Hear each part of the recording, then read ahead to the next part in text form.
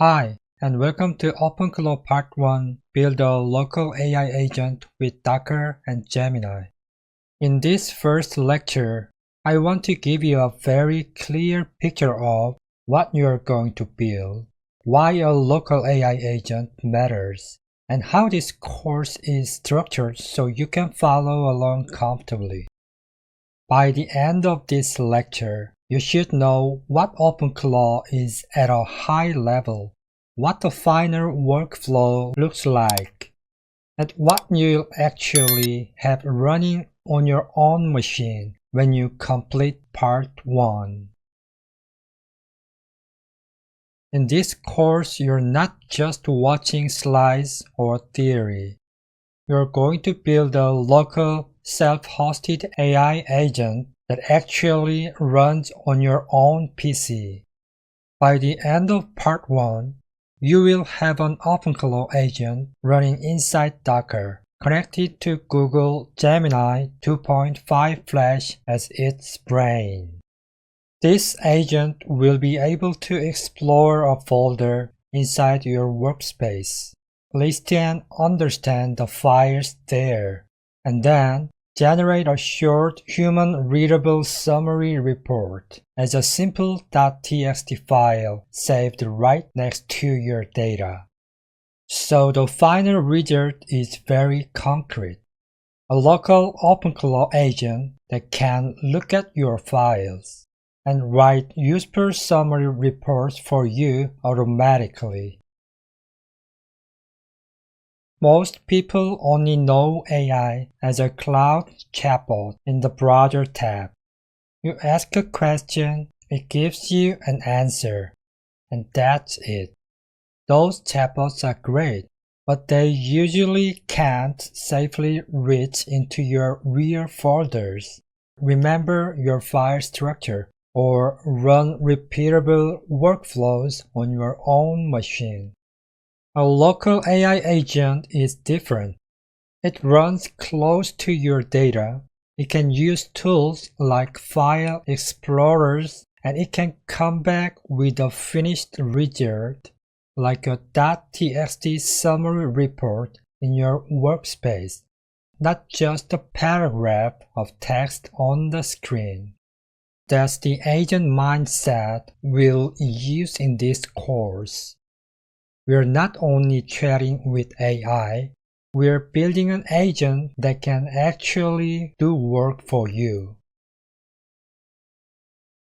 So, what is OpenClaw? OpenClaw is an open-source agent runtime designed to make powerful language models actually do tasks with your files and tools. In Part 1, we'll focus on running OpenClaw inside a Docker sandbox on your own PC and using Gemini 2.5 Flash as the main model that powers your agent reasoning. You can think of it like this. Gemini is the brain. Docker is the safe body. OpenClaw is the nervous system that connects everything to your files and tools. We'll reuse this mental model later, so keep that picture in mind as you go through the course. This course is part 1 of a bigger journey with OpenClaw. In part 1, we focus on the foundations: Docker, Gemini, and your first real workflow on local files. The folder exploration and summary report workflow we just talked about. In part 2, we'll add Telegram remote control and build a workflow where your agent can process receipt images that you send from your phone. In part 3, we'll go into more advanced topics like multi-agent patterns. For now, your job is simple. Build one reliable local agent on your own machine that can explore your workspace and produce a summary report. To get the most out of this course, I recommend that you follow along on your own PC.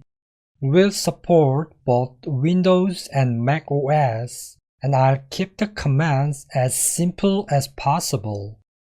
Whenever you see commands or config files on screen, you can pause the video and copy them from the course resources or from the GitHub repository linked in the resources section.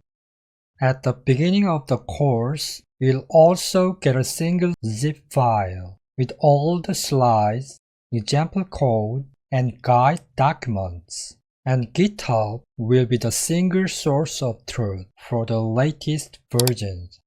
And one more thing, please don't skip the security lecture near the end of part 1. OpenClaw is powerful because it can touch real files. So we'll spend a bit of time making sure you understand how Docker keeps your agent inside a safe sandbox. It's not about scaring you. It's about giving you the confidence to run a powerful local agent on your own machine. With that overview in mind, let's move on to the next lecture and look at what makes agents different from simple chatbots. In the last lecture, we looked at what you will build in this course. Now we need to answer a very important question. What makes an AI agent different from a normal chatbot? This matters because the whole course is built on that difference. We are not just trying to chat with a model. We are trying to build something that can actually do work for us. The simplest way to think about it is this. The chatbot is mainly an answer interface, while an AI agent is a goal-driven workflow engine. When you use a chatbot, you usually ask a question and receive a response. When you use an agent, you are much closer to assigning a job. So the real difference is not just how smart the model sounds, whether the system can move from language into action. A chatbot usually follows a simple pattern. You type a prompt, the model generates a response, and interaction often ends there. Of course, you can keep chatting and ask follow-up questions. That is why chatbots are very useful for brainstorming, explanation, translation, and drafting. But in most cases, the chatbot does not independently continue working toward a final result unless you manually guide every next step. An AI agent starts from a different place. Instead of giving it only a question, you give it a goal. Then the agent can break that goal into smaller steps, choose what to do next, use tools or files, check what happened, and adjust its behavior. That is why the agent flow is better described as goal, plan, action, review, and result. This does not mean the agent is magically perfect. It means the system is designed to keep moving toward an outcome, not just a sentence. This difference becomes much more important in real work. Many useful tasks are not single prompt tasks. They are multi-step tasks. For example, you may want to inspect a folder, understand what files are inside it, pick out the important parts, and then create a readable report. That is where agents matter. They are useful when a job includes repetition, tool use, file handling, and concrete outputs. Now let's connect this idea to OpenClaw. OpenClaw is not just another chatbot screen. It is a runtime that helps a model behave more like an agent. OpenClaw sits between the model, the sandbox, and your workspace. It helps connect reasoning, tools, and real-file operations. So when we later connect Gemini, Docker, and your folders, we are building the environment that allows agent-like behavior to happen safely and repeatedly. In Part 1, you will experience agent behavior in a very practical way. Your OpenClaw setup will not just talk about a folder. It will explore the folder, understand the file structure, extract useful information, and generate a summary report. And the key point is this. The result is not only text on the screen. The result becomes an actual file saved in your workspace. So now you know why agents matter. The next question is, how is OpenClaw actually built to make this possible? In the next lecture, meet OpenClaw, architecture, and key concepts. We'll look at the main building blocks of OpenClaw, the model, the sandbox, the skills, and the workspace. Once that picture becomes clear, the rest of the course will feel much easier to follow. Let's dive into Meet OpenClaw, architecture, and key concept in the next lecture. In the last lecture, we talked about why agents are different from simple chatbots. Now, I want to introduce the main character of this course, OpenClaw. You can think of OpenClaw as your agent runtime, the layer that connects language models, Docker, and real tools so they can actually act on your files. In the next few minutes, we will build a simple mental picture of how OpenClaw is wired together, so you always know what is running where. Let's start from the outside and move inward. On the outside, you talk to OpenClaw through a browser UI or a simple CLI. Behind that, OpenClaw is actually running inside a Docker container on your machine. From inside that container, OpenClaw calls a LLM, in our case Gemini 2.5 Flash, and it also uses small tools to work with your local files and folders. So the high-level flow looks like this. You, browser or CLI, OpenClaw in Docker, Gemini, and tools, your local files. To make the rest of the course easier to follow, let's name the core building blocks. First, the LLM, the brain. In this course, Gemini 2.5 Flash is the brain that thinks, reasons, and writes text. Second, the sandbox Docker. Docker is the safe body that holds OpenClaw and keeps it isolated from the rest of your system. Third, tools. Tools are the low-level abilities your agent can use inside the Docker sandbox, for example, to read files, list folders, or write a new report. In Part 1, you don't need to remember all the tool names. You just need to know that OpenClaw comes with built-in tools that can safely work with your workspace folder. Fourth, config. Config is where we keep settings, API keys, and system prompts. Basically how we tell the agent who it is and how it should behave. Finally, workspace. The workspace folder is where the agent actually works. It reads files from here and writes summary reports back into this folder. We will keep using these names: LLM, Sandbox, Tools, Config, Workspace, all through Part 1.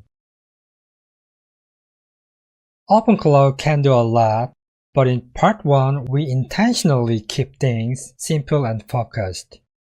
In Part 1, we use one agent, not a complex network of multiple agents. We run OpenClaw in a local Docker container, not in Kubernetes or any large server cluster. We focus on file-related tools, things like exploring a folder, reading files, and generating a .txt summary report. We do not cover custom skills, advanced orchestration, or production-scale setups in Part 1. Those belong in later parts of the series. Because OpenClaw can work with real files, it's very important to understand what it can actually see on your machine. Remember that OpenClaw runs inside a Docker container. By default, that container only sees the folders you explicitly mount as volumes, typically your config and workspace folders. It does not automatically see your entire disk, documents, or desktop unless you give it that access. In Part 1, we keep the agent world small and predictable, so you always know exactly which folders it can touch. To summarize, here is the mental model I want you to carry through the rest of Part 1. Gemini is the brain. OpenClaw is the agent. Docker is the sandbox. And your workspace folder is the desk where the files and reports actually sit. We control exactly which folders the agent can touch by choosing what to mount into the container. In the next lecture, we will step back and talk about hardware and cost, whether you should use your main PC, an old laptop, or maybe a small VPS to run this safely. That's it for this lecture. See you in the next one. In this lecture, I want to answer a very practical question. Where should I actually run OpenClaw for this course? The short answer is, you do not need to buy a new machine just for Part 1. In this lecture, we will compare 3 simple options: your main PC, an old laptop you already own, and a small VPS in the cloud. Before we talk about hardware, it helps to understand how you will actually use OpenClaw in Part 1. In this part of the course, we'll be running OpenClaw in short sessions while you follow along with the videos. You start it, try a few workflows on your workspace folder, and then shut it down again. This is not a 24/7 production service. We're not building a system that needs to run all day, every day, for other people. We will work with small to medium folders, and we will send short prompts to Gemini. So the workload stays light and very manageable for almost any modern machine. The first option is the simplest one. Just use your main PC. For most students, this is the easiest way to start because you do not need an extra device or any extra network setup. Your main PC usually has the fastest CPU, the most RAM, and the most comfortable keyboard and screen. That makes it a great fit for short, hands-on learning sessions. The downside is that you probably do not want Docker and OpenClaw running in the background while you are gaming, editing video, or doing other heavy work. And if you shut down your PC, the agent shuts down immediately too, which is totally fine for Part 1 but something to keep in mind. The second option is to use an old laptop you already own as a small lab machine. The big advantage here is separation. You keep your main PC clean and you run OpenClaw on a different device. This laptop can stay on during the day while you work on other things. You can connect to it when you want to test the workflow and then ignore it when you do not. On the downside, an old laptop will usually be slower and you might need to clean it up or reinstall the OS before it feels stable. It still lives inside your home network, so it's not a from anywhere in the world solution, but it's often good enough for learning. The third option is a small VPS, a virtual private server in the cloud. A VPS can run 24/7 without depending on your home power or internet. It is a clean, isolated environment where you only install what you need for OpenClaw. If you set it up properly, you can reach your agent from different locations, which is great if you want to use it from multiple devices. The trade-offs are cost and complexity. You pay a small monthly fee even when you are not actively using it, and you need to be comfortable with basic Linux, SSH, and firewall settings. So which option should you choose for part 1? If you are just getting started and mainly following along with the videos, the best answer is usually start on your main PC. If you already have an old laptop and you like the idea of keeping things separate, you can turn that into a small OpenClaw lab. And if you are already comfortable with Linux servers and want an agent that can be online more often, a small VPS might be worth the extra cost and setup. The important thing is this. You can finish all of part 1 with any of these options as long as the machine can run Docker reliably. Now, let us briefly talk about Gemini cost, because many people worry that API calls will be expensive. Gemini 2.5 Flash is designed to be cost-efficient for everyday automation. And in part 1, you will be sending short prompts on relatively small folders. You are not going to run massive batch jobs or process tens of thousands of files. In my own testing, even without free credits, finishing all of part 1 was on the order of a few US of Gemini uses, not tens or hundreds of dollars. So at this stage, API cost is something to be aware of, but it should not stop you from experimenting and learning.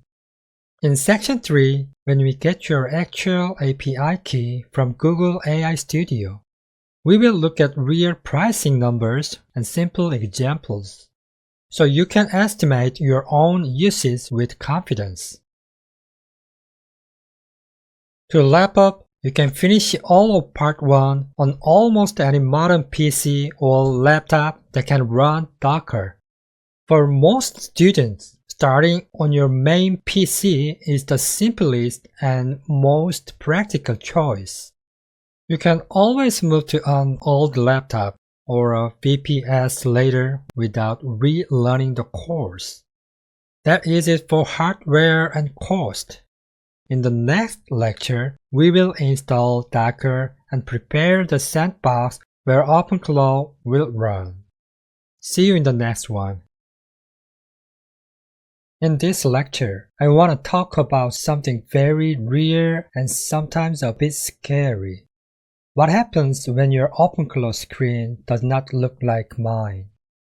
OpenClaw moves quickly, so by the time you watch this, the UI, menu labels, or options on your screen may already look a little different. The good news is this. This course is not about memorizing one frozen UI. It's about learning patterns and workflows that survive updates. Let us first normalize something. It is completely normal if your OpenClaw screen does not look exactly like mine. OpenClaw receives frequent updates, new features, bug fixes, and refactors that move buttons and options around. On top of that, you might be running a newer version than the one I used to record this lecture, or sometimes an older version if you installed it earlier and have not updated yet. So when things look different, it usually does not mean you did something wrong. It just means the project has moved forward. When you notice differences, the key question is not, why is this wrong, but where can I check what changed? You have 4 main anchors you can rely on. First, the official documentation. This is where concepts and configuration patterns are kept up to date. Second, the GitHub releases page, which shows version history and releases notes, so you can see what changed between versions. Third, any project change log or blog where major changes are summarized over time. And fourth, the community. Forums, Q&A, and YouTube videos where you can see updated UIs in action and learn from how other people are using the latest version. Next, it helps a lot to separate what really must match the course from what is allowed to be different without breaking anything important. Things that must match include the core Docker settings we rely on in this course, like ports, volume mappings, and how config workspace folders are wired into the container. The basic folder structure we use, such as a config folder for settings and a workspace folder for files, also needs to be consistent because we will reuse it in later sections. On the other hand, things like UI color themes, exact button shapes, or the exact wording of labels can safely differ as long as the underlying concept and workflow are the same. Now let us look at a very practical tool. A simple 3-step checklist you can use whenever you feel stuck. Step 1 is to check your version and open the closest matching docs or release notes. Just knowing I am on this version often explains a lot. Step 2 is to compare your config and compose patterns with the course examples. Look for structure, service names, volume mappings, and key environment variables. Step 3 is to read logs and error messages carefully and treat them as clues, not noise. Copy key phrases and search them in docs, issues, or Q&A instead of ignoring them. You might be wondering, okay, but what if my version is clearly different from the course version? First, remember that this course was recorded on a specific version at a specific time. By the time you watch it, OpenClaw has probably moved on. When you hit a mismatch, the very first move is to run through the 3-step checklist, version and docs, config patterns, and logs. If it still does not make sense, capture a few key things before asking for help: your OpenClaw version, relevant screenshots, and the parts of your config that look different. With that context, when you ask questions in the Q&A, it becomes much easier for us or the community to help you bridge the gap between versions. Underneath all of this is a simple mindset shift. Focus on patterns, not pixels. The durable skills you will get from part 1 are things like agent mental models, file workflows, and configuration structures. UI details, exact button positions, colors, or icons will change many times. But the core pattern of Docker Sandbox plus config plus workspace plus agent stays valuable.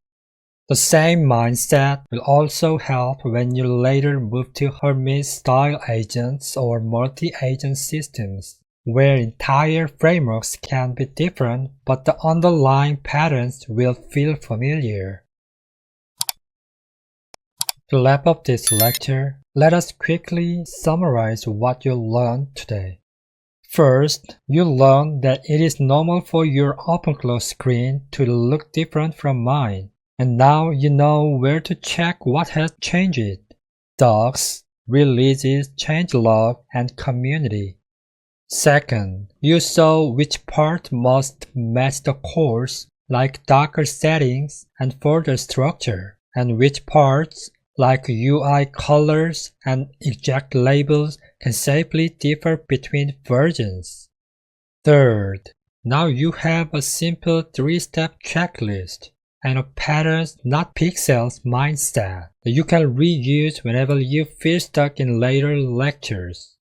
Keep today's mindset in your back pocket. Even if the Docker or OpenClaw screens look slightly different, now you know how to navigate those differences calmly. That's it for our version reality lecture. In the next lecture, we will start building your Docker sandbox with this mindset in place. See you in the next one. In this lecture, we're going to get your machine ready to run OpenClaw by installing Docker.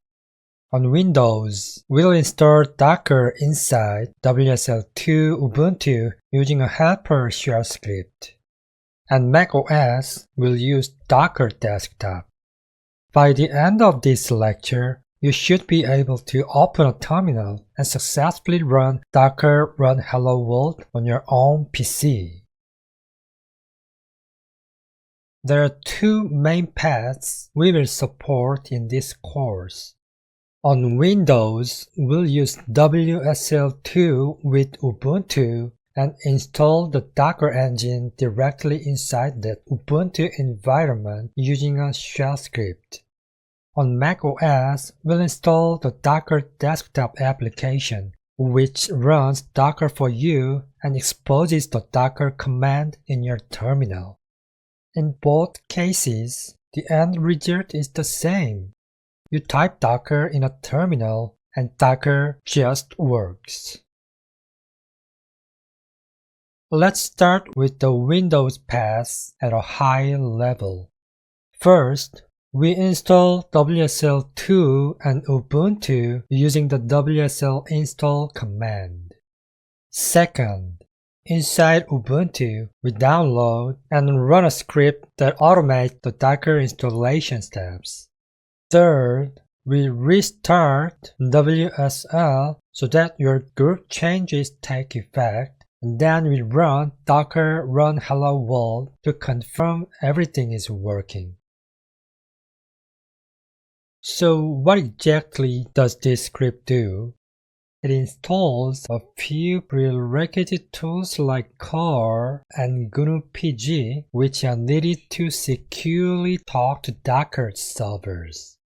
It has Docker's official gpc key and apt repository. So Ubuntu knows where to fetch Docker packages from and how to verify them.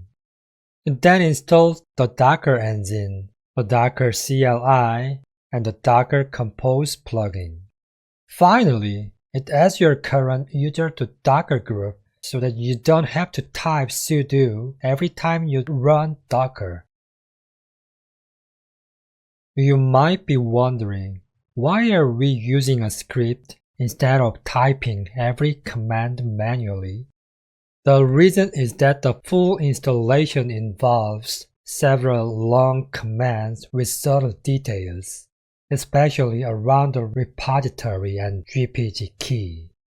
A tested shell script reduces typos, makes the installation reproducible, and lets you set up multiple machines in exactly the same way. In this course, I want you to understand what the script does conceptually, not to memorize every character of every command. Let's start by installing WSL2 and Ubuntu on Windows. In an elevated PowerShell window, you run WSL install to enable WSL2 and install Ubuntu as the default distribution.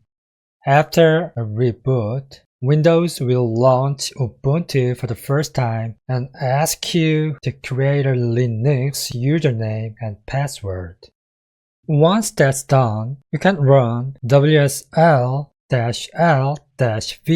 to verify that Ubuntu is installed and running with version 2. Next, let's download the helper script inside Ubuntu. In your Ubuntu terminal, use curl to download the script file from the course GitHub repository. After the download, we'll change the file's permissions so that it can be run as a script. Once the script is ready, you can run it to install Docker inside Ubuntu. The script will walk through all the required steps for you, from installing prerequisites to configuring Docker and setting up permissions. There is one important step after the script finishes. The script added your current user to the Docker group, but group membership changes only take effect after you start a new session. In practice, this means you need to completely restart WSL. After restarting WSL and opening Ubuntu again, let's test Docker.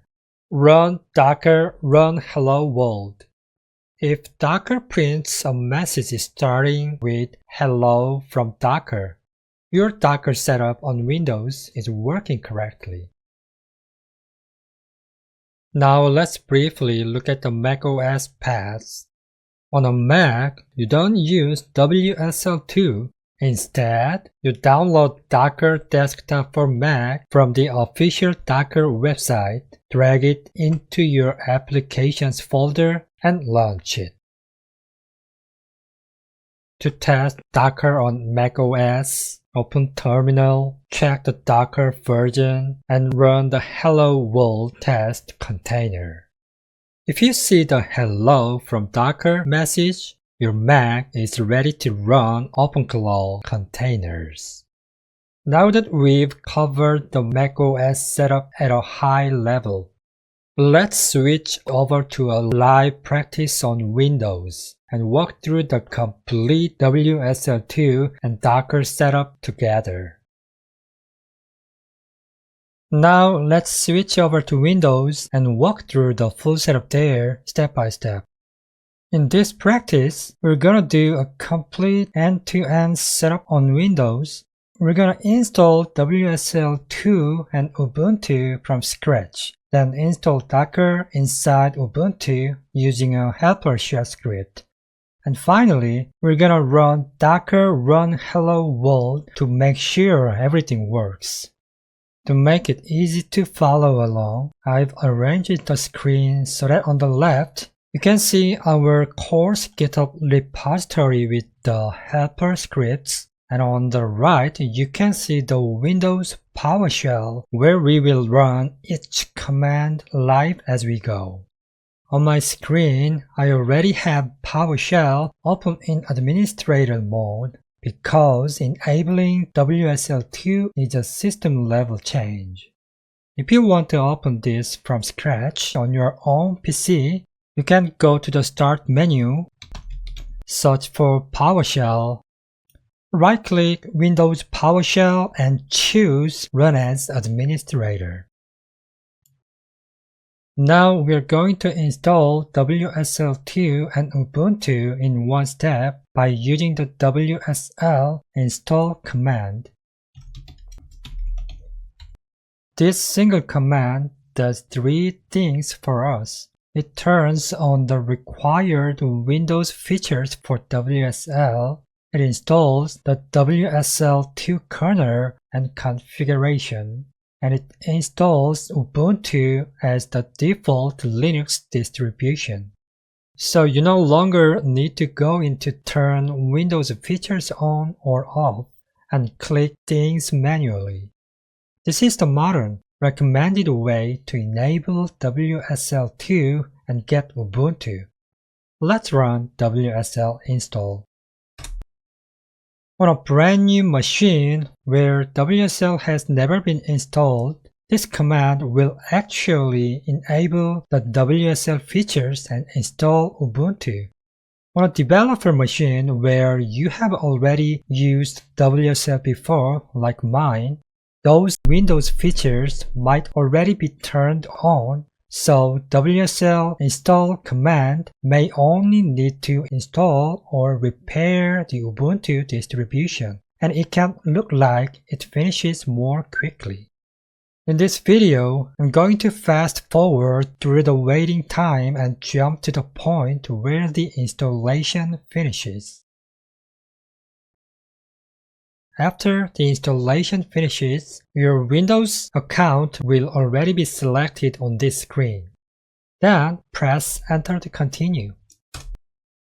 And then set up password.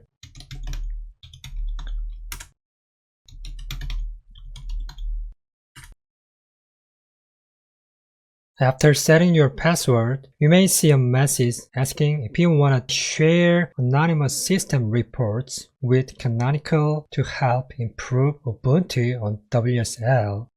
This is optional. You can press Y or Enter to opt in or N to opt out. In my case, I'll choose N. Once that's done, we land in the Ubuntu shell. This prompt you see is the Ubuntu terminal running on WSL. If you want to close Ubuntu and go back to Windows PowerShell, you can simply type exit here to leave the shell. Let's quickly verify that Ubuntu is installed as a WSL2 distribution. In PowerShell, I run WSL-L-V. Here you can see Ubuntu in the list, and the version column shows 2, which means it's running on WSL2. This Ubuntu entry is the WSL instance we just installed together. Later, if you create more WSL instances, for example, for different projects, this command can show several distributions at once, multiple names with their own state and version. Next, let's open Ubuntu inside WSL2. From PowerShell, I'll run WSL-D Ubuntu to attach to the Ubuntu distribution. Once the shell is open, I'll move to my home directory by running cd tilde. Instead of typing all the Docker installation commands by hand, we're going to use a small shell script called install-docker-ubuntu.sh. This script follows the official Docker documentation. it installs the prerequisite tools as Docker's GPG key and repository, installs the Docker engine and CLI, and finally adds your user to the Docker group.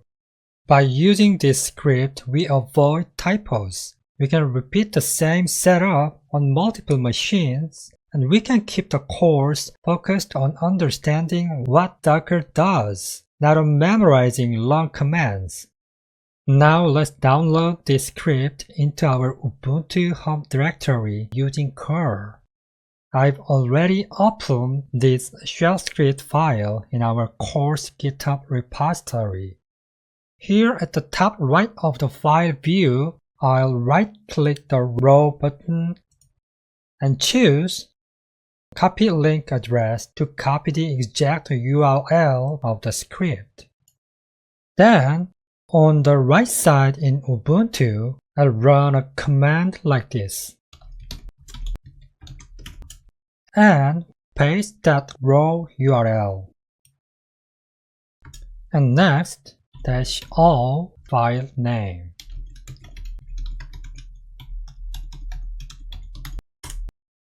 After the download finishes, I'll run ls to make sure the file is here.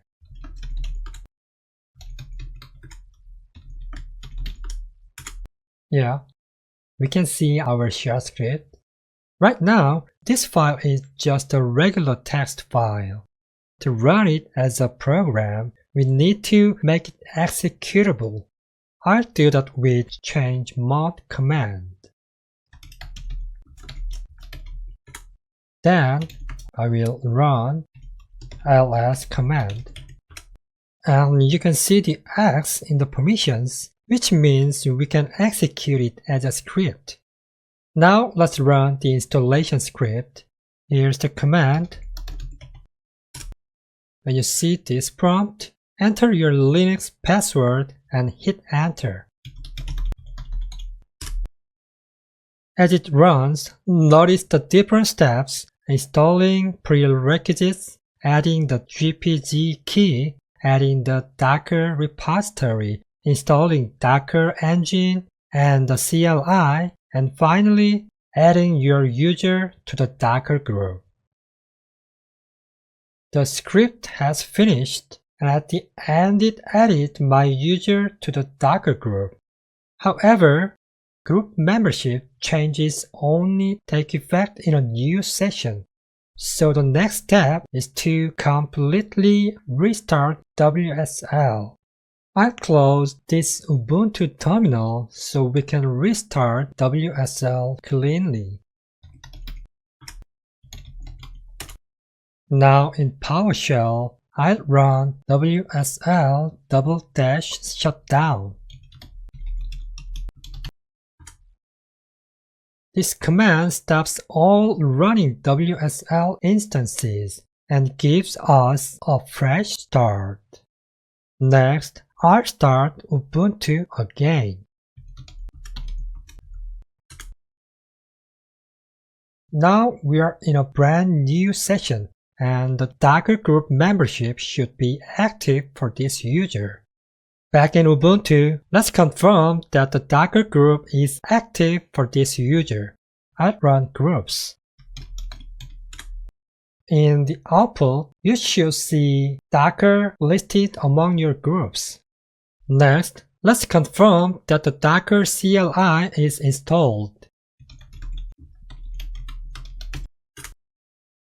If you see a version string here, Docker is installed correctly.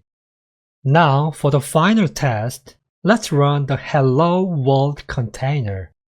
In Ubuntu, I'll type docker run hello world. Docker will download a small test image from Docker Hub. If it's not already present, create a container from it and print a message starting with hello from Docker. If you see this message, congratulations, your WSL2 Ubuntu Docker setup is working correctly. In this practice, you set up WSL2 and then install Docker inside your WSL2 Ubuntu environment. From this point on, you don't need to repeat these installation steps. You can simply open Ubuntu, make sure Docker is available, and focus on running OpenClaw in a safe Docker sandbox. Now let's jump back to the slides and see what's next. In this lecture, you install WSL2 and Ubuntu on your PC. Use the helper script to set up Docker, and then check that Docker was installed correctly. From now on, you don't need to repeat these installation steps on every lecture. You can simply open your terminal, start Docker if needed, and focus on running OpenClaw inside a safe Docker sandbox. In the next lecture, we'll create the OpenClaw project folders and start building the environment where your local agent will live. See you in the next video. In this lecture, we're going to create the basic folder and file structure for our OpenClaw project. This is a short setup step, but it is an important one because OpenClaw works much more cleanly when the project structure is prepared from the beginning. For now, we are not filling these folders and files with real content yet. We are simply creating the project skeleton that we will use in the next steps. At this point, our project only needs 4 simple pieces. First, we have the config folder. This folder is for configuration-related files for the OpenClaw project. Second, we have the workspace folder. You can think of this as the agent's working area where it can later read files and write results. Third, we have the .m file. This file is commonly used to store environment variables, such as API-related values. And next, we have the Docker compose.yml file. This file defines how the Docker-based project setup will run. The important thing here is that all of these can stay empty for now. Today, the goal is structure first, details later. Now that we understand the role of these folders and files, let's switch to the actual practice screen and create them in the terminal.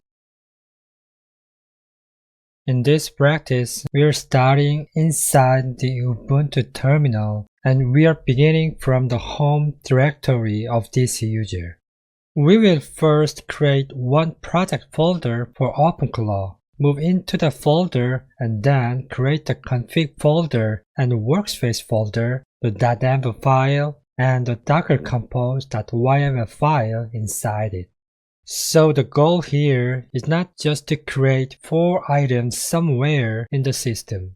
The goal is to place them inside one clean project directory. Right now, I'm already inside the Ubuntu terminal and I'm starting from my home directory. This is a good place to begin because we can create a clean OpenClaw project folder here and keep everything organized under one directory.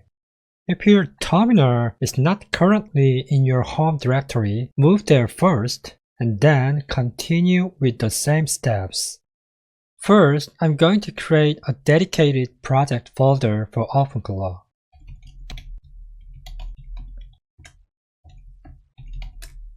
This parent folder gives us one clean place to keep everything related to this setup. After creating that folder, I'll move into it because everything else in this lecture should be created inside this project directory. From this point on, this folder becomes the root of our OpenClaw project structure. Now that I'm inside the project folder, I'm going to create two subfolders, config and workspace.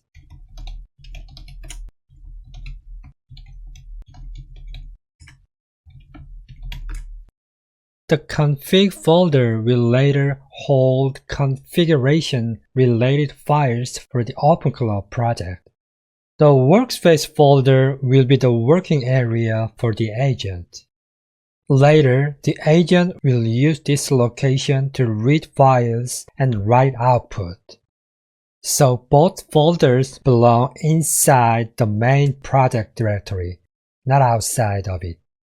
Next, I'll create two empty files in this same project directory, .env and dockercompose.yml. I'll do this by opening each file with the VI editor from the terminal and then saving it.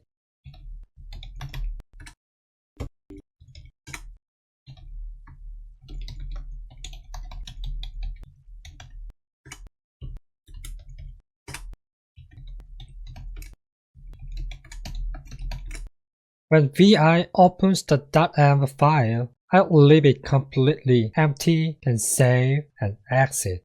When VI opens the dockercompose.yml file, I'll again leave it empty, then save and exit. The .env file will later store environment variable values, and the dockercompose.yml file will later define how this Docker-based project should run. For now, both files can remain empty. Today, we are only preparing the structure in the correct location. At this point, inside this project folder, we have the config folder, the workspace folder, the .env file, and the dockercompose.yml file. And that's it for the hands-on part of this lecture. It may still look minimal, but that is completely normal. This structure becomes useful in the next lecture. Now, let's go back to the slides and quickly summarize what we created and then look at what comes next. So in this lecture, we created the basic OpenClaw project skeleton. We added two folders, config and workspace, and two empty files, .env and dockercompose.yml. That may look very simple, and that is completely fine. This lecture is about preparation, not full configuration. In the next lecture, we will start making this structure useful by working with Docker Compose and volume mounts. That is the point where these folders and files begin to connect to the actual OpenClaw runtime. See you in the next video. In this lecture, we're going to use Docker Compose to run the OpenClaw gateway with our project folders mounted into the container. We will not add the Gemini API key or open the OpenClaw dashboard yet. This lecture is focused on Docker Compose and volume mounts only.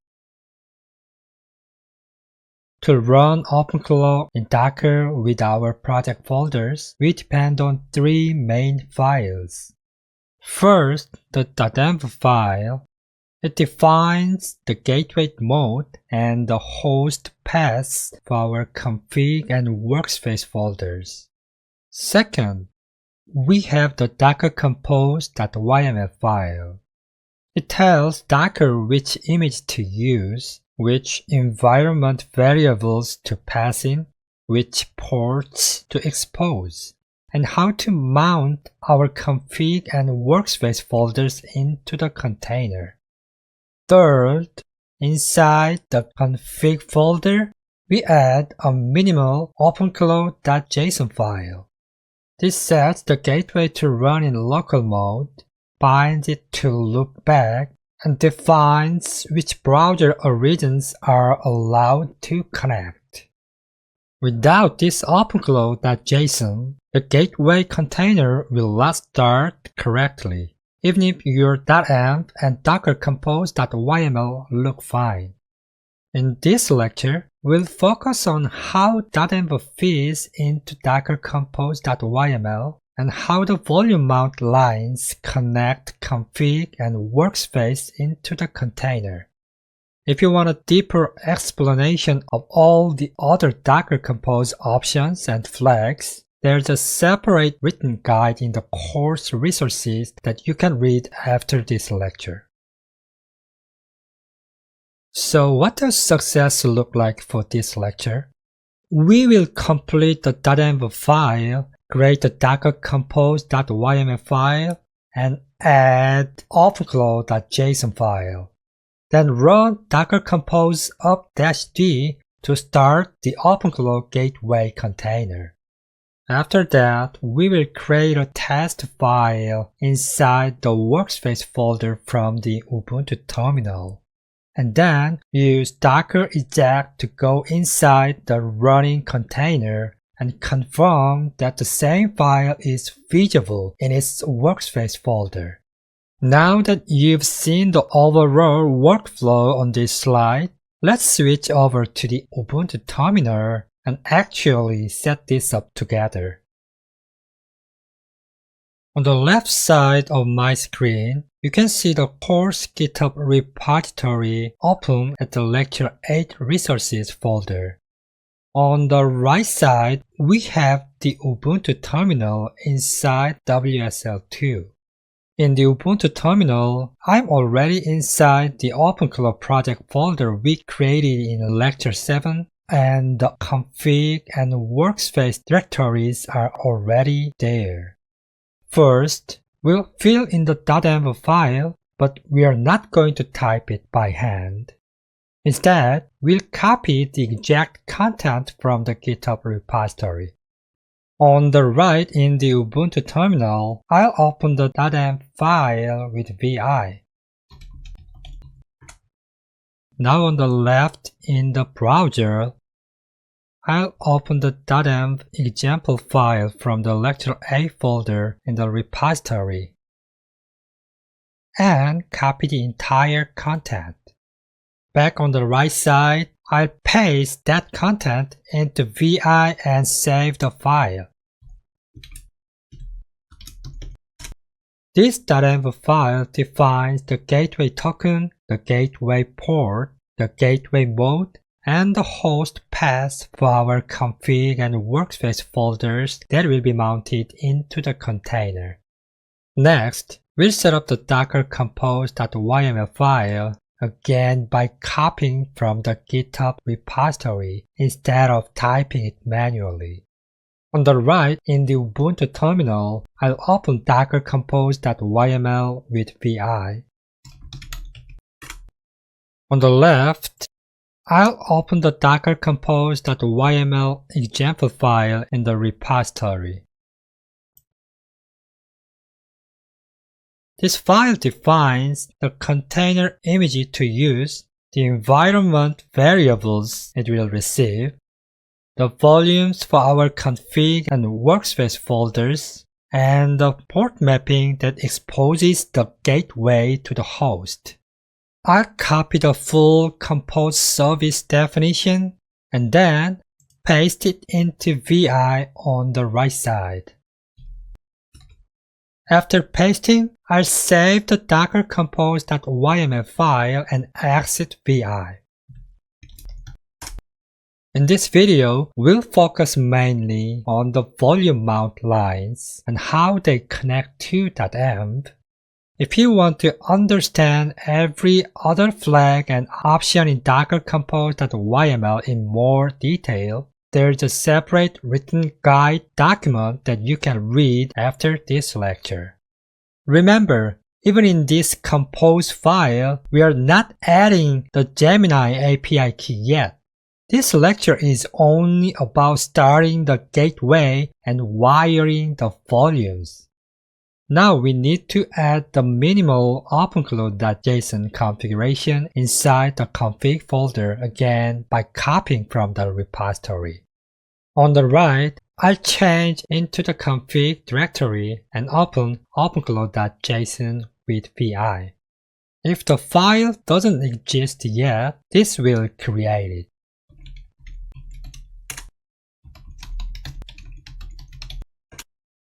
On the left in the browser, I'll open the OpenClaw.json example file for lecture 8.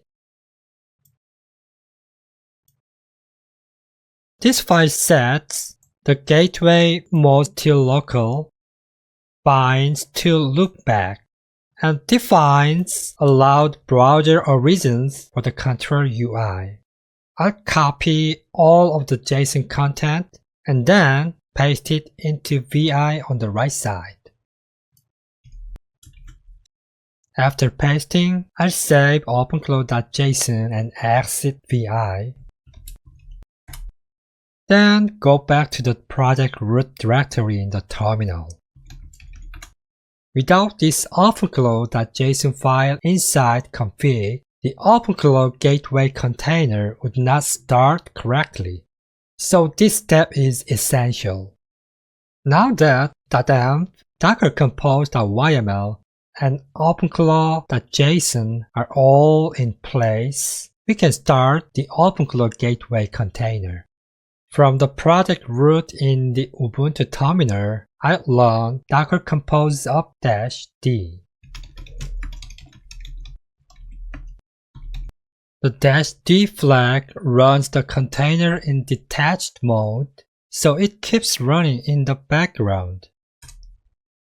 If this is your first run, Docker may spend some time pulling the OpenClaw image. I'll add it through the waiting part and jump ahead once the download is complete.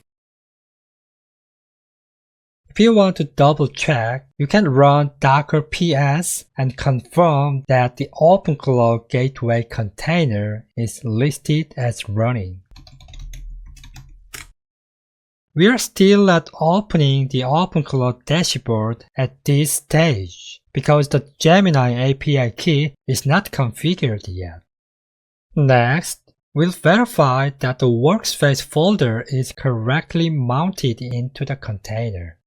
In the Ubuntu terminal, I'll move into the workspace directory inside our project.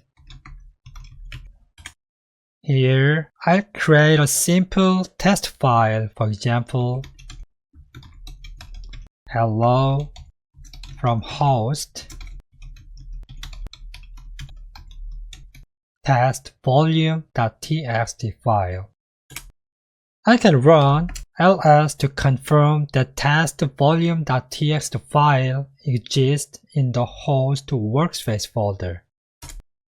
Now let's check whether the same test file is visible from inside the running container. From the project root, I'll use docker exec to start a shell inside the OpenClaw gateway container. Docker exec -it OpenClaw gateway /bin/bash. If /bin bash is not available, you can use /bin/sh instead. Inside the container, I'll change into home node workspace, which is where our host workspace folder is mounted. Here, I'll run ls, and you can see test volume.txt file in the list. If you see this file here, it means the volume mount from the host workspace into the container is working correctly. This confirms that the workspace folder is correctly shared between the host and the container through the Docker volume mount. When we are done, I'll type exit to leave the container shell. Now that we've confirmed the volume mount is working, let's switch back to the slides and quickly summarize this lecture and see what's next. In this lecture, we use the example files from the GitHub repository to configure our local project and start the OpenClaw Gateway container. We also created a test file in the workspace and checked from inside the container that the same file was visible there. That confirms our workspace volume mount is working correctly and the gateway is ready for the next step. In the next lectures, we'll add the Gemini API key, open the OpenClaw dashboard in the browser, and run a first health check on our running agent. See you in the next video. In this lecture, we're going to get the Gemini 2.5 Flash API key that OpenClaw will use as its model credential. This lecture is only about getting the key ready. We're not booting OpenClaw yet. Once we have the key, we'll be ready for the first real OpenClaw connection in the next lecture. Before OpenClaw can answer a reason or take action, it needs a model provider. In this course, Gemini 2.5 Flash is the model we will connect as the agent's brain. The API key is the credential that allows OpenClaw to send requests to Gemini. Google's official Gemini API documentation explains that API keys are created and managed from the Google AI Studio API keys page. And one more important reminder, treat this key like a password.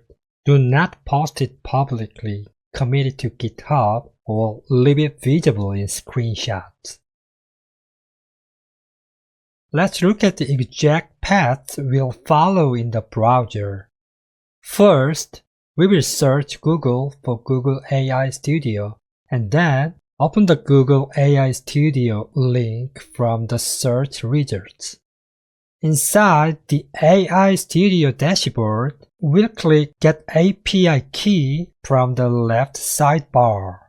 Then on the API Keys page, we will click Create API Key. In the key creation pop-up, we'll give the key a name and either keep the selected project or create a new project if needed. Then we will click Create Key, copy the generated key, and save it somewhere secure. Now that you've seen the workflow, let's switch to the browser and create the Gemini API key together. I'm starting here on the Google search page. In the search box, I'll type Google AI Studio and run the search. From the results, I'll open the official Google AI Studio link. Now we're inside Google AI Studio. From the dashboard, I'll move to the left sidebar and click Get API Key. This takes us to the API Keys area, which is where Google says Gemini API keys are created and managed. On the API Keys page, I'll click Create API Key in the top right area. Now the key creation pop-up appears. I'll enter a name for the key. You can use something simple and descriptive like OpenClaw test or any label that helps you remember what this key is for. At this point, I can either keep the selected project or choose to create a new project if that fits my setup better. Once the name and project are set, I'll click Create Key. Once the key is created, I'll click Copy API Key. Now the key is in my clipboard. At this point, I want to store it somewhere safe. That could be a password manager, a secure note, or another private place that I control. Do not post this key in GitHub screenshot, chat messages, or public documents. We will use this key in the next lecture during OpenClaw onboarding. Now that we've created the Gemini API key and stored it safely, let's switch back to the slides and wrap up this lecture. In this lecture, we opened Google AI Studio, created a Gemini API key, and copied it to a safe place for later use. That means we now have the credential OpenClaw needs in order to talk to Gemini. Keep that key private and do not expose it in repositories, screenshots, or public notes. In the next lecture, we will use this key during OpenClaw onboarding, open the dashboard, and do the first real connection test. See you in the next lecture. In this lecture, we are finally going to boot your local OpenClaw gateway in Docker, connect it to Gemini, and say hello from the dashboard. By the end, you will have seen a complete path from nothing running to a real AI reply coming from your own local agent, not just a cloud-only chatbot. We'll keep the slides very light and then move almost immediately into a live demo. Here's what we are going to do together in this practice. First, we'll start the OpenClaw environment in Docker from the project folder so that all the services we need are running in the background. Next, we'll go into the gateway container and walk through a short onboarding widget that connects your setup to Gemini. Then, we'll open the OpenClaw dashboard in the browser and use the gateway token to sign in to the interface for the first time. After that, we will switch back to the terminal and approve this browser as a trusted device so it can talk to your local agents safely. And finally, we will send a simple hello in the chat window and check that your agent responds just to confirm everything is wired up correctly. You don't need to memorize this from the slide. The important part is to follow along with me in the live demo. Alright, let's switch over to the live demo and walk through these 5 steps together. On the left side of my screen, you can see the browser. I'm starting on a simple page google.com, so it's easy to see when we switch over to the dashboard. On the right side, you can see the terminal. This is opened in the project root folder, and we will run all of our Docker and OpenClaw commands here. First, let's start our Docker containers so the OpenClaw gateway can run.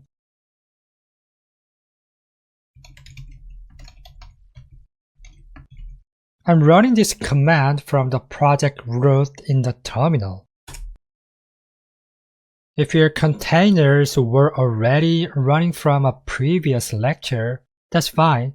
You don't need to restart them.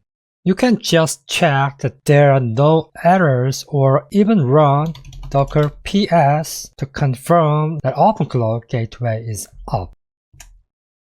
As long as the gateway container is running, we are ready for the onboard widget. Next, we will run the onboard widget inside the gateway container. In the terminal, I'll run docker compose eject OpenClaw gateway OpenClaw onboard. This starts an interactive setup that will ask us about the model provider, the API key, and a few other details. It usually takes about end to end. First, when the security notice about being personal by default appears, use the arrow keys on your keyboard to move the highlight to yes. and then press Enter to choose it and continue. If the widget pauses for a few seconds between screens, that's normal. Just wait and let it finish each step. For the setup mode, pick Quick Start. And for the config handling, choose Keep Current Values. When it asks for a model provider, select Google. Then, for the Google Auth method, choose Google Gemini API key. When the prompt says Enter Gemini API key, paste your key from Google AI Studio and press Enter. On the default model screen, first choose Browse All Models. Then wait a moment until the full model list finishes loading. Once the list is loaded, pick Google Gemini 2.5 Flash as your default because it offers a very good balance of speed, context length, and reasoning for discourse. When the widget asks about channels, skip them for now, because in part 1, we only need the dashboard, not any external chat channels.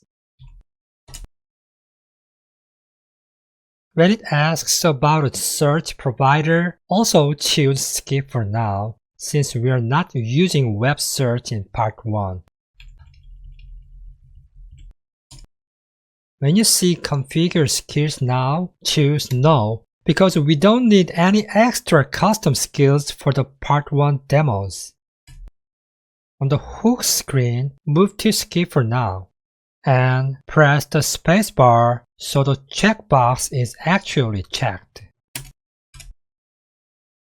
Finally, when you're asked, how do you want to hatch your agent, choose Hatch Later.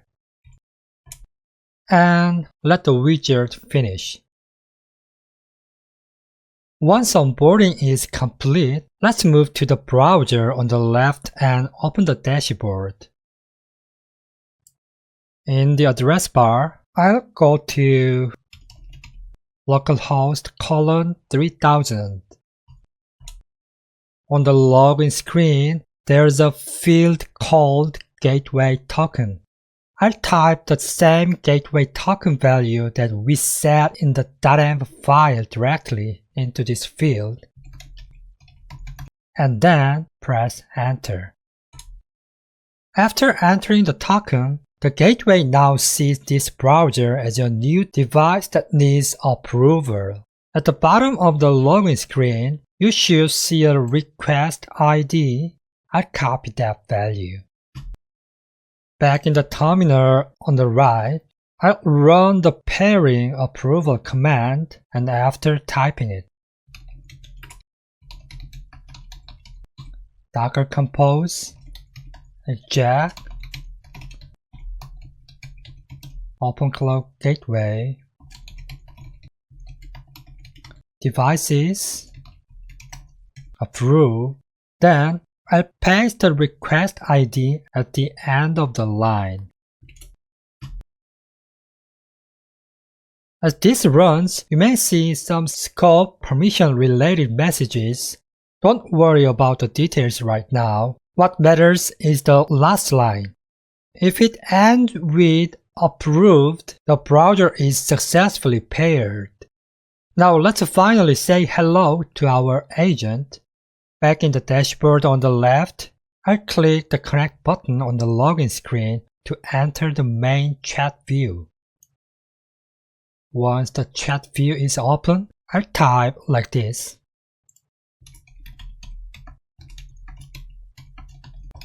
Hello, who are you? Then press Enter. If everything is set up correctly, you should see the agent respond to your messaging in the chat.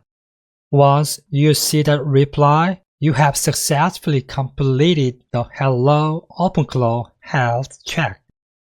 Alright, now that the agent has replied, let's jump back to the slides and quickly review what you just did. In this demo, you started the Docker containers, ran the onboard wizard once, logged into the dashboard with your gateway token, approved your browsers as a device, and sent a simple hello message to your agent. That means your local OpenClaw agent is now alive and reachable from the dashboard. In the next lecture, we will shift our focus to cost control, how to avoid surprise builds when using Gemini with OpenClaw. We will look at where token usage actually comes from, how to set safe limits and learning mode budgets, and a few simple habits to keep your monthly cost predictable. See you in the next video. Hi everyone. In this lecture, I want to calm down one very common fear. If I follow all these exercises, will I get a huge bill from Gemini? We will keep things simple and practical, where the cost actually comes from, how small the usage is for this course, and one or two easy safety belts you can turn on. By the end of this lecture, you should feel confident that you can complete part 1 without getting any surprise bills. Let's start with the basics, where the cost for Gemini actually comes from. Gemini API uses token-based billing. That means the more text you send in and the more text you get back, the more tokens you use, and the more you pay.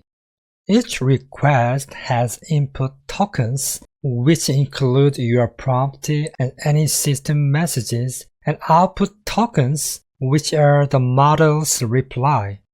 Short prompts with short answers are extremely cheap. Long documents, big context windows, and very long conversations start to add up over time. In OpenClaw Part 1, our usage pattern is very simple. A few short chat messages, a handful of folder summary requests, and that's it. No huge batch jobs, no massive automation loops. So on this slide, I want you to remember one mental picture. Short, focused requests are cheap, and that's exactly what we use in this course. Now, let's talk about the question you probably care about the most. If I actually follow everything in this course, how much will it cost? For a normal student who goes through the Part 1 exercises once, the total API usage is very small. In my own real testing, the total Gemini cost stayed in the single-digit USD range. Of course, everyone's exact numbers will be slightly different, but this gives you a realistic reference point. A single pass through these lectures at hobby or test scale usually lands well under 10 USD. The only time costs really spike is when you start doing heavy things that we do not do in this course. Large automated loops, load testing, or production level traffic.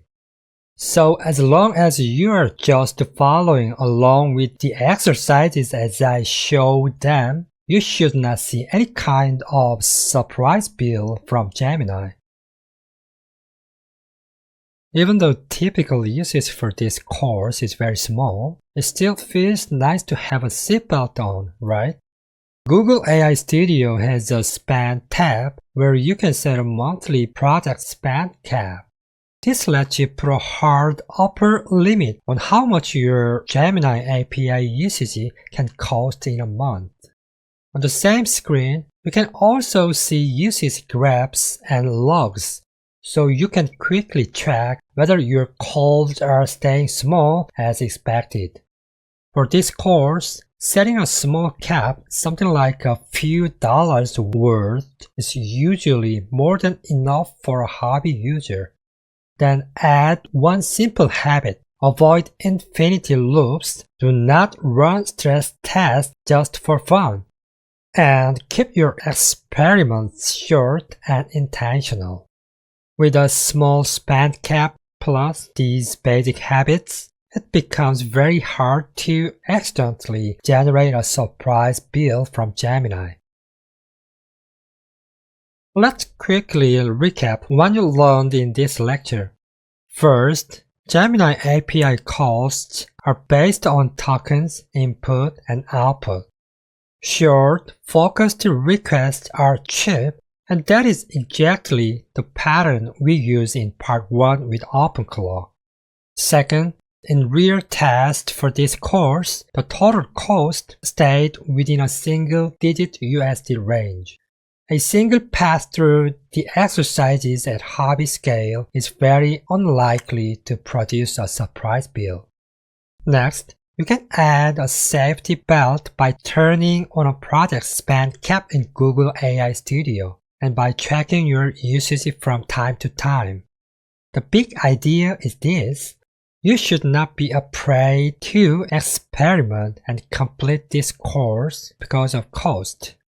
Just use the normal patterns we show, keep your experiment reasonable, and you will stay safe. In the next lecture, we'll take this identity and path setup and let your agent actually explore a real folder on your machine. Thanks for watching, and see you in the next lecture. In this lecture, we're going to prepare OpenClaw for its first real autonomous file workflow. Before the agent can explore a folder or create a summary report, we need to make two things clear: where it should work and what kind of assistant it should be. Today is really about preparation. We are setting up the right paths and a small focused identity so the next lecture becomes much smoother. By the end of this lecture, your OpenClaw setup will point to the correct workspace folder, and your agent will have a simple Part 1 identity as a dedicated file assistant. Here is the practical plan for this lecture. First, we will open the openclaw.json file and update the workspace path. Second, we will remove the old default workspace folder under the config directory so it does not confuse us later. Third, we will restart the container. Next, we will go to the dashboard and say, "Are you there?" This opens a fresh session and the agent will answer us. After the session starts, we will switch it from the dashboard to the GitHub repository. And then we will explain a compact sample prompt and paste it into soul.md and identity.md. The important point is not just what we do, but the order in which we do it. Before we touch the files, I want to explain why this order matters. If we added soul.md and identity.md too early, there is a risk that we are editing files in the wrong location. Also, restarting the container alone is not enough to make those workspace system files appear. Those files appear after we start a fresh session with the agent. In this lecture, we will do that through the dashboard by saying, "Are you there?" and waiting for the agent to respond. Only after that do we move on to editing the files. This gives students a cleaner mental model: config for settings, workspace for real work, dashboard for the first live session, and GitHub for the prepared prompt text.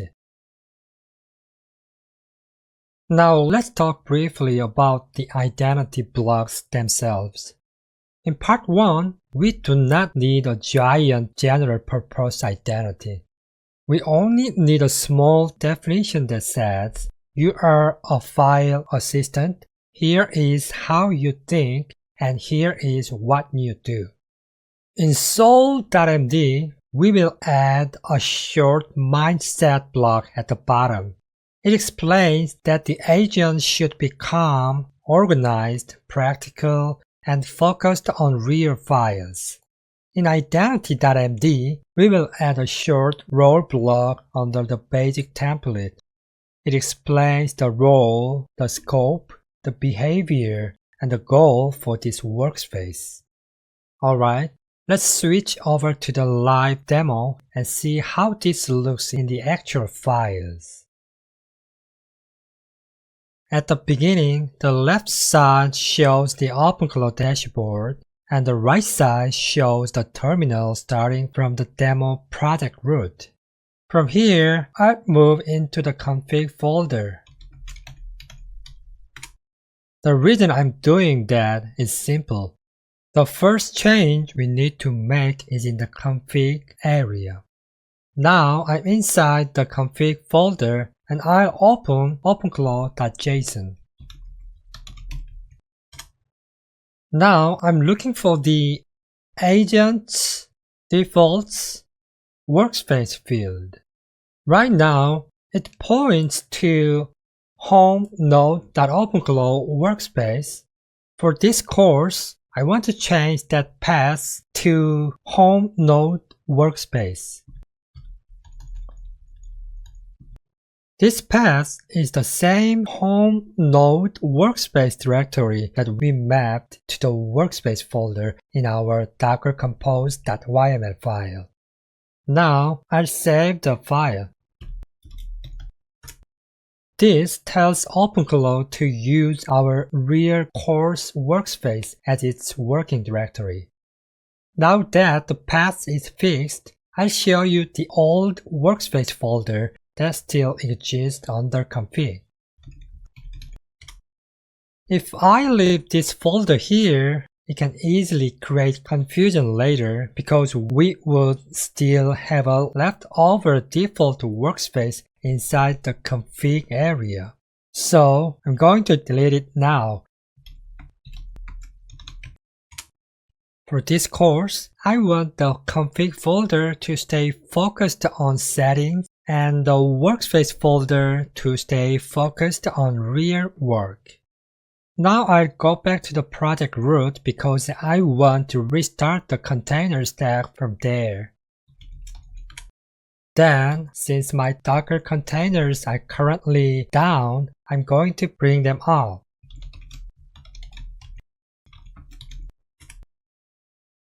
This restart applies the corrected workspace paths, but the system files still do not appear yet just because we restarted the containers. Now, let's move our attention to the left side of the screen. I'll type a very simple message. Are you there? And I'll send it. So I will wait for the reply here. And I confirm that the agent answered successfully. Now that the agent has answered, we can move to the identity editing part. At this point, I'll briefly fade the left screen out and back in. And now, instead of the dashboard, I'll show the GitHub repository on the left. This repository contains the prompts we're going to use for this lecture. In a moment, we will add these two prompt blocks to identity.md and soul.md. But before that, let's first open the real workspace folder and check the system files like soul.md and identity.md have actually been created there.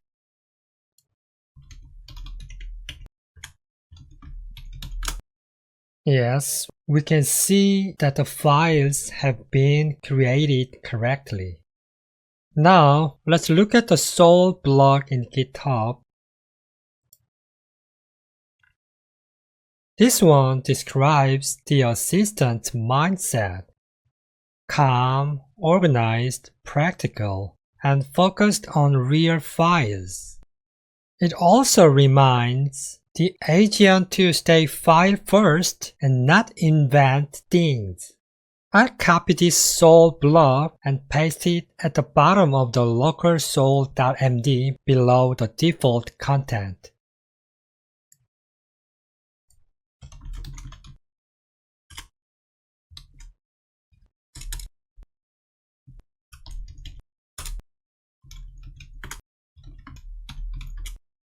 Next, let's look at the identity blob.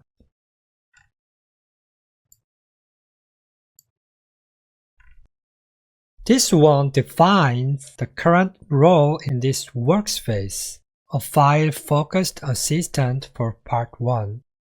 It also explains the scope, the expected behavior, and the main goal. I'll copy this identity blob and paste it under the basic template in the local identity.md.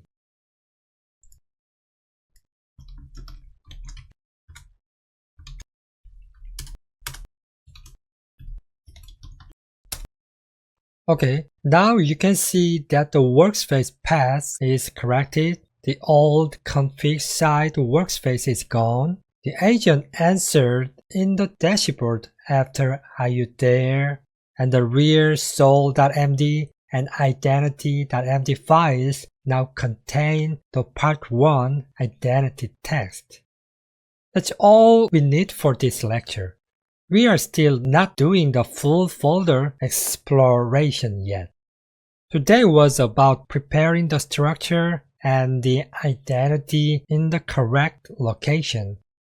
In the next lecture, we will use this setup and let the agent actually inspect a real folder.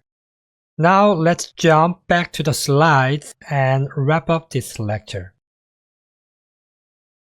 In this lecture, you corrected the OpenClaw workspace path, so the agent now points to the course workspace folder instead of the old default location. You also removed the old config side workspace folder and restarted the container. After that, you open the dashboard session by saying "Are you there?" confirm that the agent responded, and let that session create the workspace system files in the correct place. Then you copied sample prompts and pasted it into sol.md and identity.md. That means your environment is now ready for the next step. In the next lecture, we will take this identity and path setup and let your agent actually explore a real folder on your machine. Thanks for watching and see you in the next lecture. In this lecture, we're finally going to let OpenClaw inspect a real folder inside the workspace. In the last lecture, we prepared the correct path and identity. Today, we start using that setup for real file work. This is the first time the agent will look at a real project folder and explain what it sees. Today's goal is simple. We are not asking the agent to do everything yet. First, we will open the sample project folder. Then, we will ask OpenClaw to inspect it and explain how the project is organized. After that, we will identify the files that matter most. And finally, we will prepare for the next lecture, where the agent will turn this understanding into a summary report. The sample project for this lecture is called Meeting Notes Organizer. Inside this project, inbox contains raw meeting notes. Reference contains reference documents for this project. Output is where future results will go, and archive is reserved for older materials. This is simple enough to understand at a glance, but realistic enough to feel like a real assistant workflow.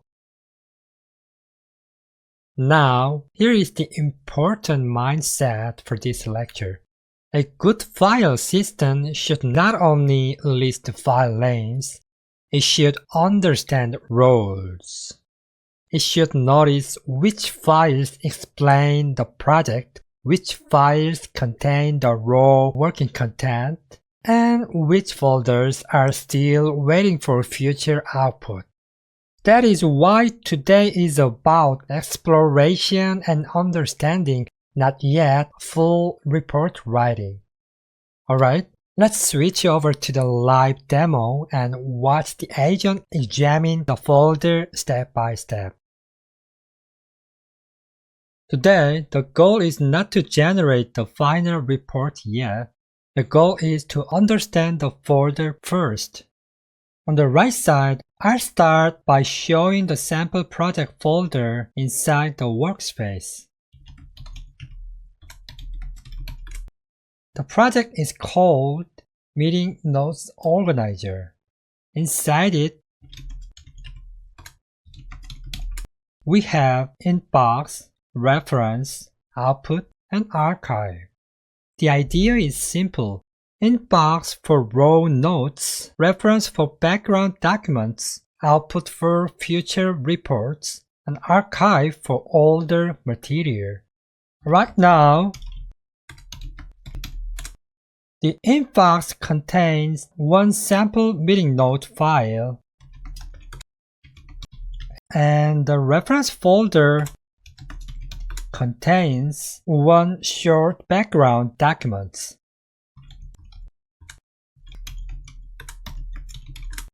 Now I'll move to the dashboard on the left and ask OpenClaw to inspect this folder.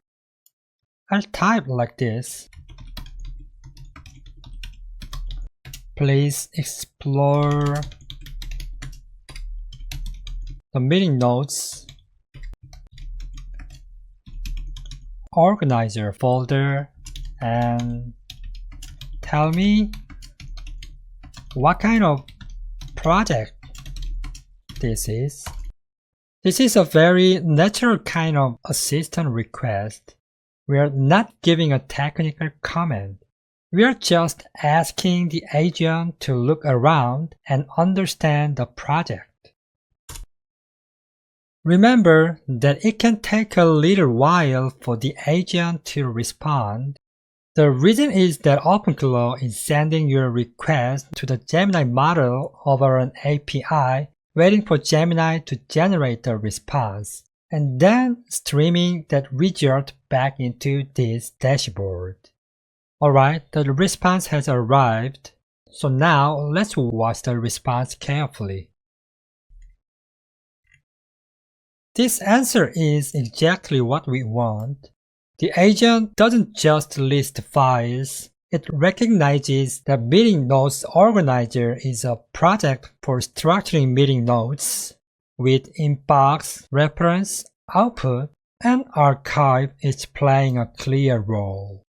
Even though the reply is short, it shows the agent is using the folder structure and at least one note to infer what kind of project this is instead of just echoing directory names. Now, I'll ask one more useful follow-up question. I'll type like this.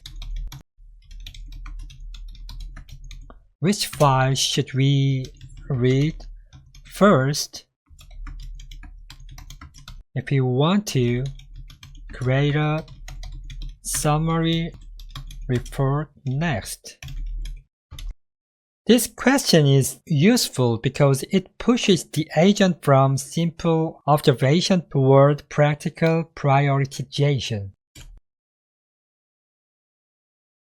If the agent answers well, it should point us toward the main meeting notes in the inbox first, and treat the reference documents as optional background we can read afterwards. Great! The agent is saying almost exactly what I expected. It wants to read the meeting notes in the inbox first. Okay, that's enough for this lecture. Today, OpenClaw explored the real folder, understood the project structure, and identified the files that matter. In the next lecture, we will build on this and ask the agent to generate the first summary report. Now let's go back to the slides and wrap up the lecture. In this lecture, you used OpenClaw to explore a real sample folder inside the workspace. You saw how the agent can understand the folder structure, identify the important files, and explain what the project contains. That means the project is now ready for the next step. In the next lecture, we will ask the agent to read the notes more carefully and generate the first summary report. Thank you for watching and see you in the next video.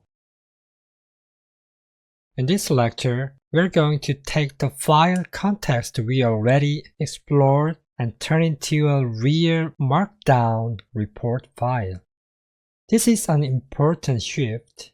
In the previous lecture, we focused on understanding what was inside the folder. In this lecture, we focus on turning that understanding into a reusable output. So the goal today is not to inspect the same folder again. The goal is to generate a clean .md summary report from the folder context we already have. That makes this lecture about report creation, not file discovery. Let's make the difference between Lecture 13 and Lecture 14 very clear. Lecture 13 already handled folder exploration. That means we already asked the agent what files were inside, and we already built basic understanding of that local folder. Lecture 14 should build on earlier step and move forward into output generation. That is why our new pattern is different. Reuse known context, define report structure, generate the markdown file, and review it. Alright, now let's focus on turning the explored context into a reusable report. Before we generate anything, we should decide what kind of report we actually want. A vague prompt usually produces a vague report. But if we define the structure first, the output becomes much more useful. For example, we can ask for sections like an overview, grouped files, key findings, and next actions.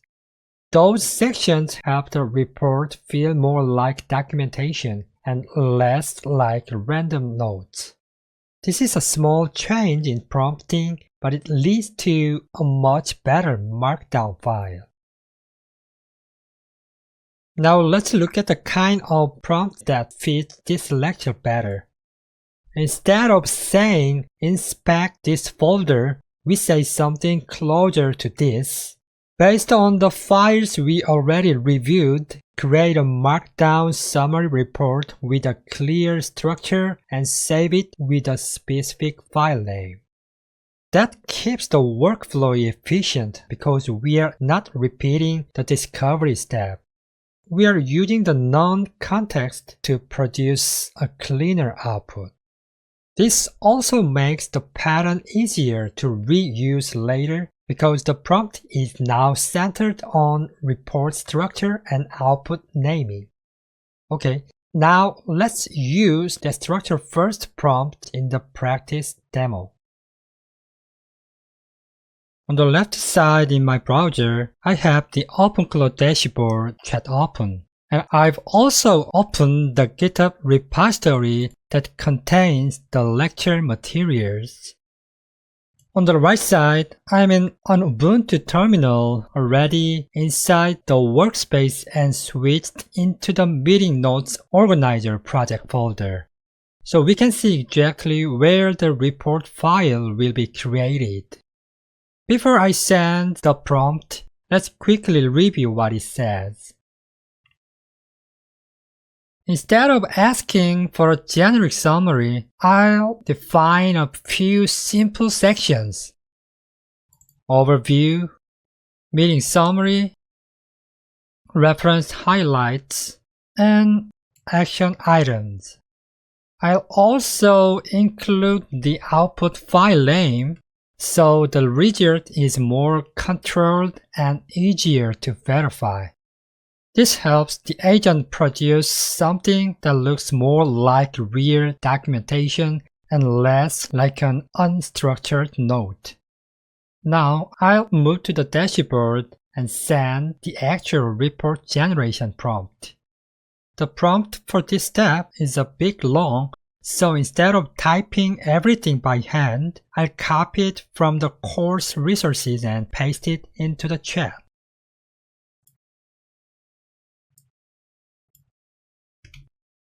You can find this exact prompt in the lecture materials for this video, so feel free to copy and paste it on your own machine as well. Okay, I'll send it now. Now the agent is reading the project files and working on the report. You can see it processing the request in the dashboard while it goes through the meeting notes and reference documents. Sometimes it takes a few seconds for the agent to finish writing the report file into the workspace, especially if the folder has many files. Okay, it looks like the agent has generated the report correctly. Now I'll check whether summary report.md has been created in the output folder.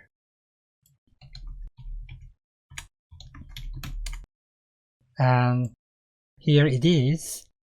The file now exists, which means the agent successfully created the report artifact. I'll open it briefly and check whether the requested sections are there. This is the final quality check for the workflow. When you review the report, check that the main headings match what we asked for. Overview at the top, then meeting summary, then reference highlights, and finally action items. If any section is missing or looks too thin, that's a sign you may want to tighten your prompt next time. Okay, that's the complete practice flow for this lecture.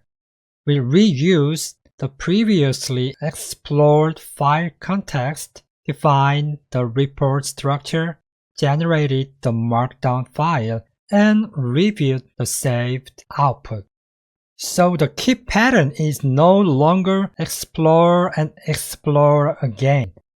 The new pattern is reuse, structure, generate, and review. Now let's jump back to the slides and wrap up this lecture. In this lecture, you did not repeat file exploration. Instead, you reused the folder context from the previous lecture and turned it into a structured markdown report. You defined the report structure, prompted the agent clearly, and verified that the new .md file was created successfully.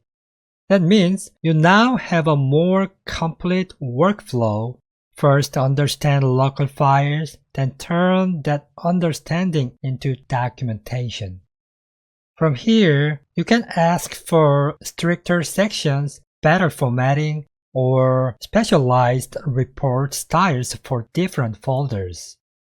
In the next lecture, we shift our focus to security. Lecture 15 is called Security First, How OpenClaw Protects You and we will look at a few simple habits that keep your files and API keys safer when you run a local agent. Thank you for watching and see you in the next video. In this lecture, we're going to talk about security. Our course treats security as a basic rule, not as an optional extra. That is one big reason why we do not begin by installing an AI agent directly on the host computer. Instead, we start with Docker.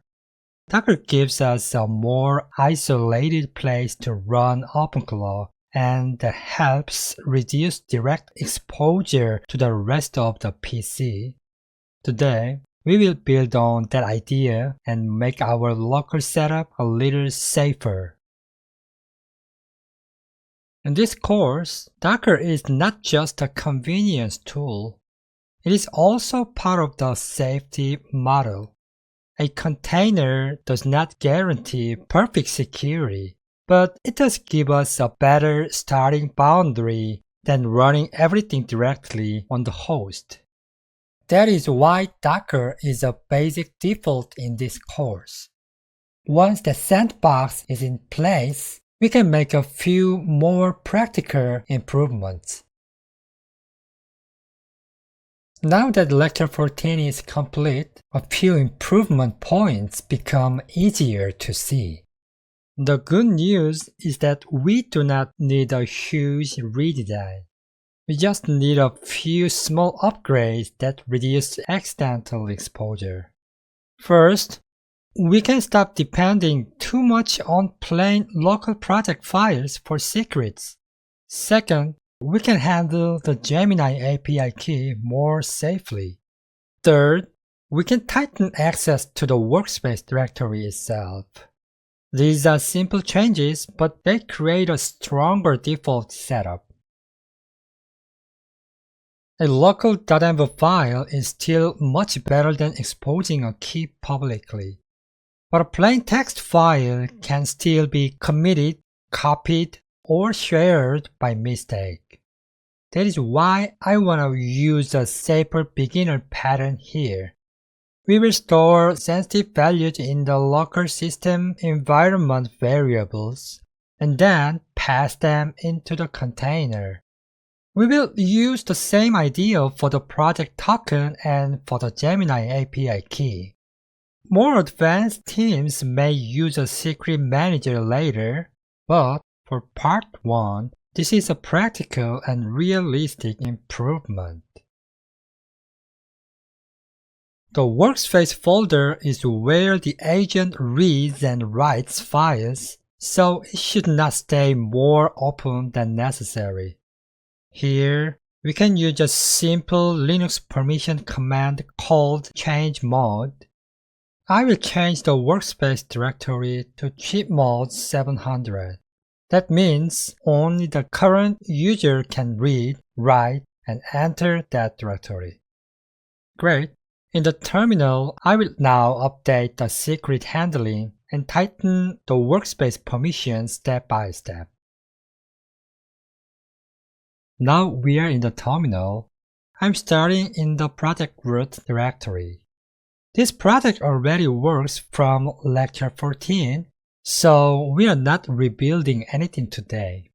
In this practice, we are going to harden the existing project with a few small changes. We will move our token values and API key into local system environment variables, update our Docker Compose configuration so the container reads them from the environment, tighten the workspace permissions, and then confirm that the agent still runs without errors. First, let us look at how the token is stored right now.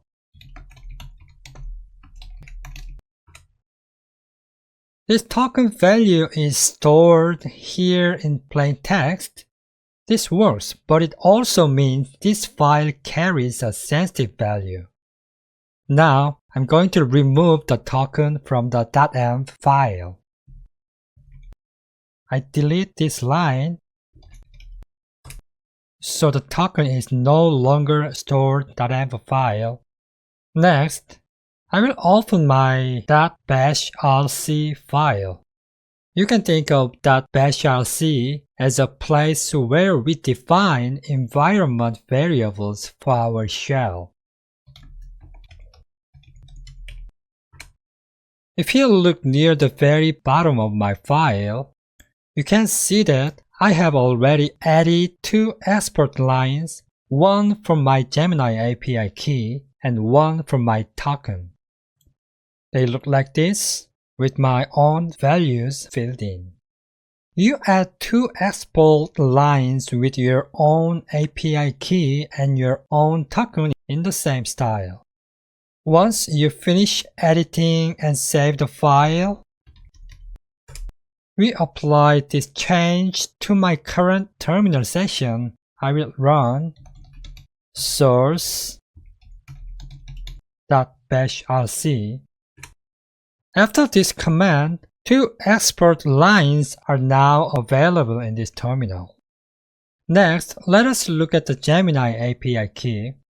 From the project root, I will open config/agents, main, and agent all-profiles.json file. In this file, you can see a Gemini API key in plain text. For security, I'm not going to show my real key on screen. The important part is that this file is currently holding the real key in plain text on your machine. I will clear out the value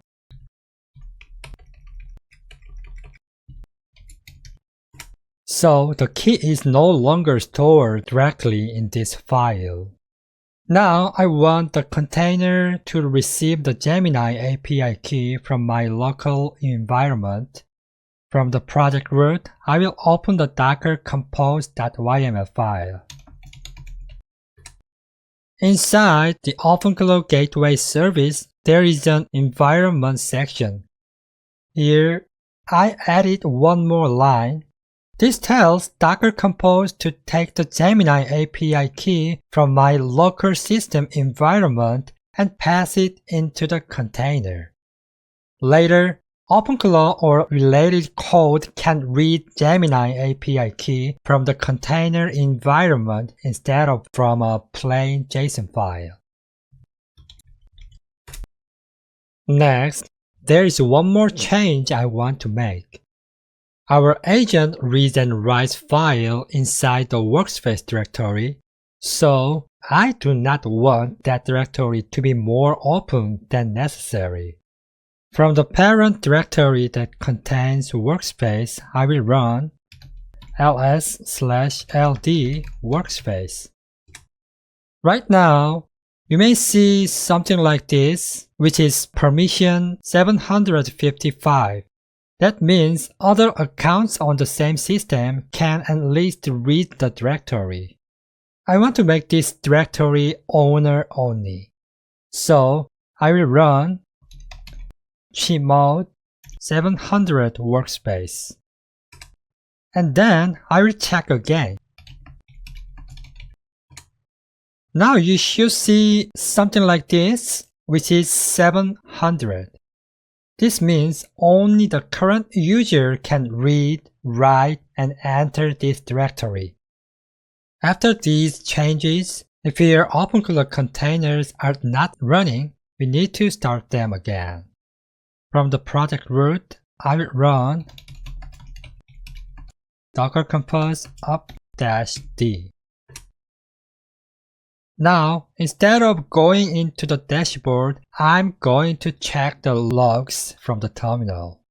I will run docker compose logs-f. This command follows the logs in real time. I'm looking for a clean startup without any new errors related to token, the Gemini API key, or the workspace access. If the logs look normal and the agent starts, our hardening changes are working correctly. Great! Our project is now a little safer. These are small changes, but they reduce accidental exposure and give you better habits for future projects. Okay, let us go back to the slides and wrap up this lecture. In this lecture, we did not try to build a full enterprise security system. Instead, we focused on a few simple steps that makes a beginner setup safer. We treated Docker as the security-first default. We moved sensitive values toward local system environment variables. And we tightened access to the workspace directory. In part 1, you built a local OpenClaw agent inside Docker that can explore a workspace folder and generate a summary report from your local files.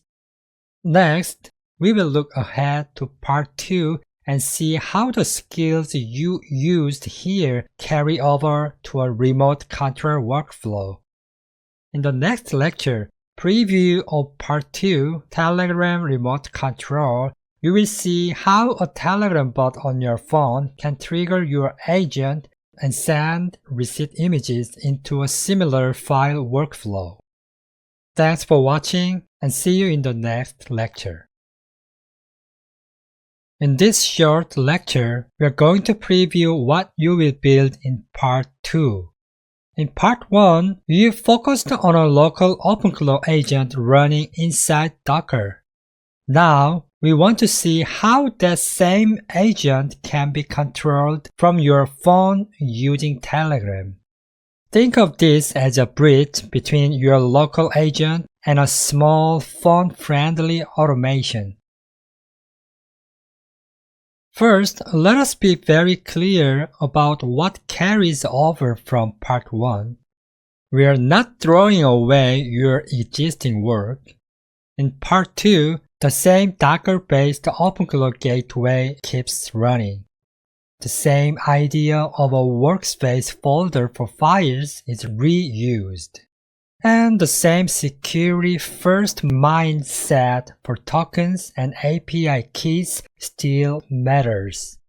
So the foundations you built in part 1 continue to be useful. So what is new in part 2? In part 2, a Telegram bot becomes your remote control. You will send receipt photos from your phone into a chat with that bot. Those images will be saved into a receipt folder inside your workspace. From there, the OpenClaw agent running in Docker will read the images and write a structured summary. The pattern is similar to your part 1 workflow, but now the input starts from your phone. Why does this matter? Because it shows how a local agent can grow from a PC-only tool into a small automation that lives on your phone. You can capture receipts on the go, send them to your agent, and let the Docker-based workflow handle the rest. At the same time, your Docker sandbox, your workspace habits, and your security practices from part 1 all stay relevant. In part 1, you built a local OpenClaw agent inside Docker that can explore a workspace folder and generate a summary report from your local files. In part 2, we will add a Telegram bot so your phone can send receipt images into a small workflow. You are not starting over, you are extending what you already built. Okay, this brings us to the end of OpenClaw Part 1. Thank you for learning with me and for building your first local agent. I hope to see you again in Part 2. Thank you.